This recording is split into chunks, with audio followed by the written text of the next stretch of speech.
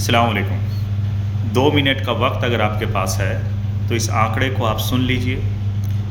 कोशिश कीजिए कि इसको शेयर कीजिए इस आंकड़े को, ताकि इस देश में एक गहरी साजिश चल रही है।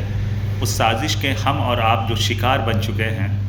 जज्बाती कौम हैं हम, जज्बात में मैं भी आया, आप भी कभी कभी आते हैं कि हम क़यादत के नाम पे, कौम के नाम पे ओवैसी साहब का झंडा उठा लेते हैं। लेकिन इस आंकड़े के बाद आप अगर अपनी अक़ल का इस्तेमाल करेंगे तो इंशाअल्लाह ताला आप आने वाली तमाम नस्ल को, अपनी कौम को आग में झुलसने से ज़रूर बचा लेंगे। उनके पैटर्न को मैं समझाता हूँ, सिर्फ 2 मिनट का मैं वक्त लूँगा। गौर कीजिएगा, 2016 में पश्चिम बंगाल के 6 सीटों पे बीजेपी का वोट शेयर क्या था, और 2021 में पहली दफ़ा असदुद्दीन ओवैसी साहब की पार्टी AIMIM चुनाव लड़ने गई थी। मालदा की 2 सीटें थी, मुर्शिदाबाद की 2 सीटें, 1 सीट उत्तर दिनाजपुर की और 1 आसनसोल की। कुल 6 सीटों पे उन्होंने उम्मीदवार खड़ा किए थे 2021 में। 2021 में बीजेपी का वोट शेयर कहाँ से कहाँ पहुँचा है, इस डेटा को मैं शेयर कर रहा हूँ। मुझे वक्त लगा चीज़ों को एनालाइज करने में, वो एनालिसिस रिपोर्ट आपके सामने मैं पेश कर रहा हूँ, बाकी मैं आपकी अक़ल पे छोड़ता हूँ। एक सीट है जालंगी, 2016 में बीजेपी ने 7.34% वोट लाए थे। मतलब बीजेपी का जो वोट शेयर था वो 7% था। जैसे ही ओवैसी साहब वहाँ कैंडिडेट फिल करते हैं 2021 में, वहाँ सीधा 7 से बीजेपी का वोट शेयर 19.7%। आपको थोड़ा यकीन नहीं हो रहा होगा कि यार ये 7 से सीधा 19 कैसे हो सकता है, वो भी 19.7%। आप इलेक्शन की साइट पे जाएं या गूगल में सिर्फ आप जालंगी विधानसभा चुनाव 2016-2021 लिखेंगे, डेटा आपके सामने होगा। यानी 12% का उछाल। कब? जैसे ही ओवैसी साहब कैंडिडेट वहाँ खड़ा करते हैं। अगली सीट है सागर दिघी। यहाँ और आपके तलवे की ज़मीन खिसक जाएगी। 4.31 2016 में बीजेपी का वोट शेयर था। 2021 में जैसे ही अपनी क़यादत वाला झंडा वहाँ पहुँचता है, वहाँ 26.7% बीजेपी का वोट शेयर हो जाता है। यानी करीब 21% वोट परसेंट बढ़ जाता है। समझिएगा, कहाँ 4% था 2016 में, और वैसी फैक्टर देखिए कि सीधा 27% करीब हो जाता है। यानी 21 से 22% वोट बीजेपी का बढ़ जाता है। एक और सीट है रतुआ, जहाँ से ओवैसी साहब ने 2021 में बंगाल में कैंडिडेट खड़ा किया।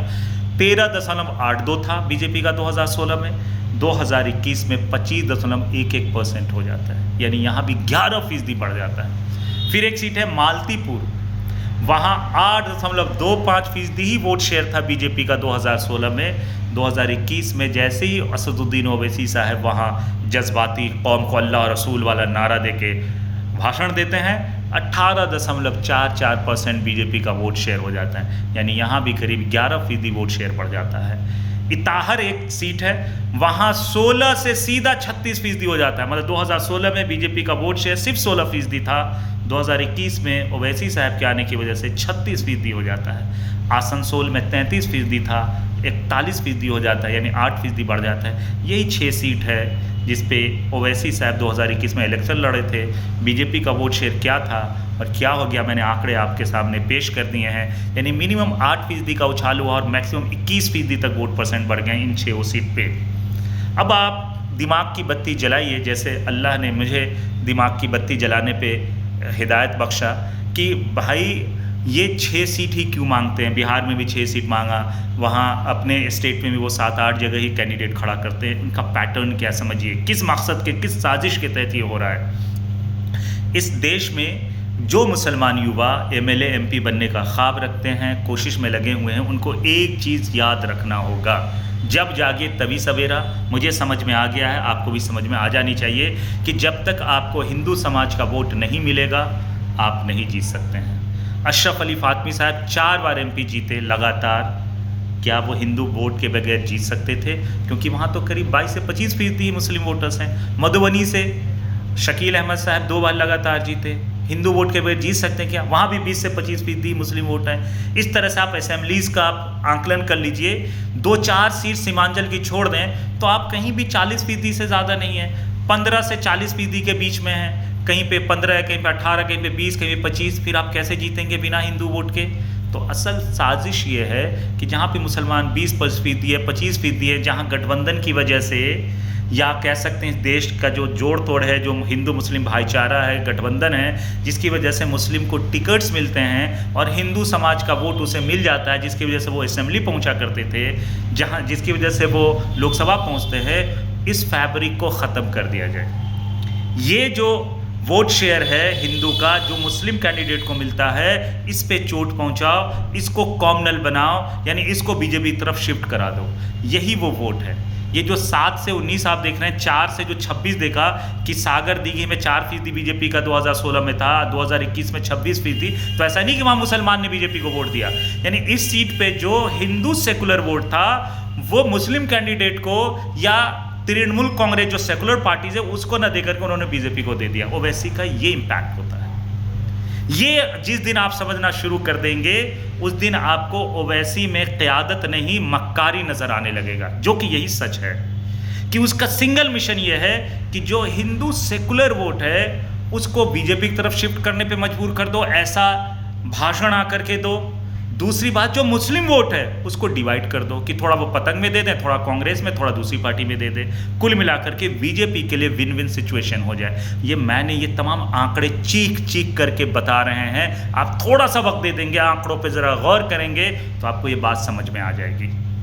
अब आप सोचिए कि बिहार में गठबंधन 31 उम्मीदवार को लड़ा रही है, यानी 31 सीट्स पे अगर हिंदू वोट दे दे मुस्लिम कैंडिडेट्स को तो इंशाल्लाह वो जीत करके असेंबली पहुंचेंगे, तो एक नंबर्स नजर आएगा। लेकिन ओवैसी साहब के वहां लड़ने की वजह से जो हिंदू सेकुलर वोट है वो कॉमनल हो जाएगा।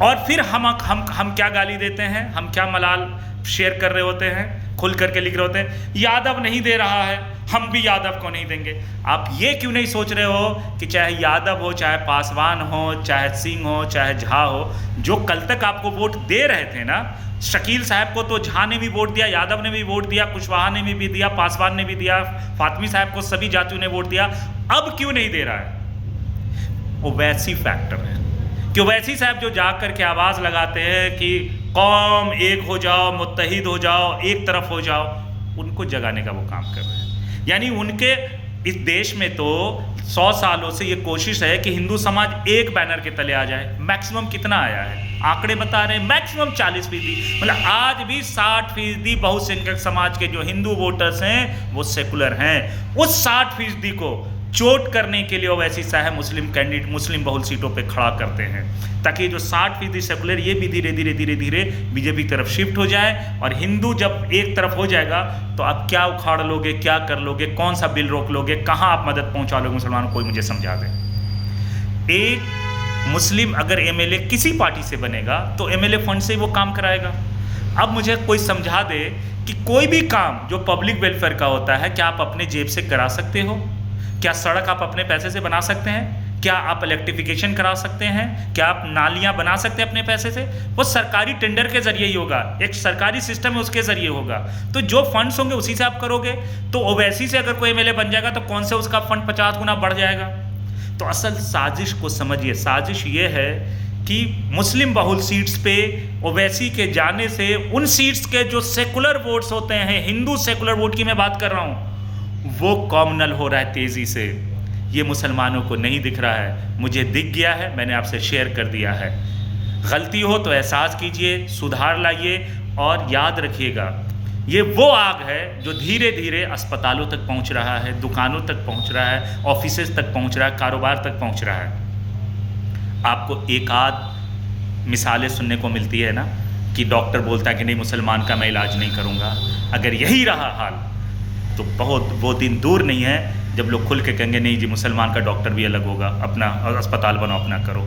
आपके जो डिलीवरी बॉयज़ को कहते हैं डिलीवरी नहीं लूँगा, ये तो 2-4 मिसालें आपको देखने को मिलती है ना। क्यों?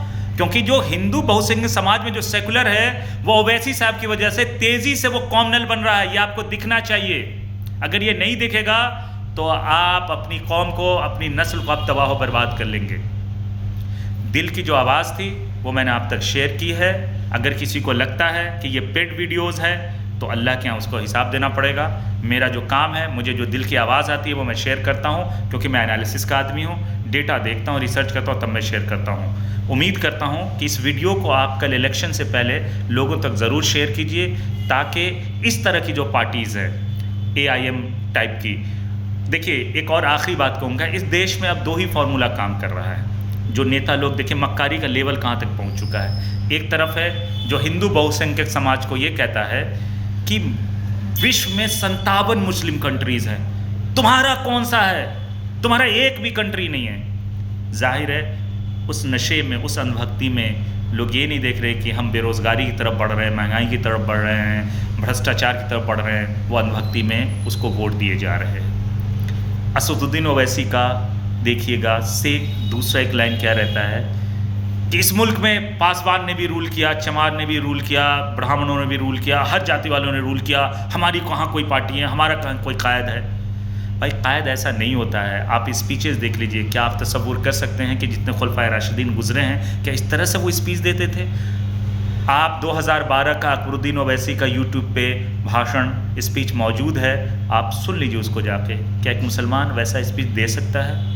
कुरान जिस चीज़ के लिए मना कर रहा है कि दूसरे के खुदा को गाली ना दो, वो तुम्हारे खुदा को गाली देगा, आप कैसे ऐसी बात कर सकते हैं? और नाम आपने दे दिया है क़यादत। हो क्या रहा है इस देश में कि जो बिल्कुल जिसको रसूलुल्लाह सल्लल्लाहु अलैहि वसल्लम से मोहब्बत नहीं है, वो बाहर जुलूस निकालता है झंडे लेके और कहता है कि मैं ही आशिक़ रसूल हूँ। सेम वैसे ही जिसका मुस्लिम क़यादत से कोई लेना देना नहीं है, जो बेसिक जो पैटर्न होना चाहिए मुस्लिम कैसे क़यादत करेगा, उसके लहजे में मोहब्बत होगा, अखलाक होगा, दूसरे मज़हब को वो प्रोवोक नहीं करेगा, गाली नहीं देगा, उसके जस्ट उलट वो काम कर रहा है, नाम दे दिया है मुस्लिम क़यादत। इसलिए वक्त है, अभी बहुत दूर हम नहीं पहुँचे हैं। संभालिए, समाज में बेदारी लाइए और खुल करके कहिए कि नहीं, इस तरह की क़यादत मुस्लिम क़यादत नहीं है और असदुद्दीन ओवैसी तो एक साजिश की तरह काम कर रहे हैं, ये समझना होगा। इंशाअल्लाह अगले वीडियोज़ में फिर एक एनालिसिस लेके आऊँगा। तब तक के लिए आप मुझे इजाज़त दीजिए। अस्सलाम वालेकुम, जय हिंद, जय भारत।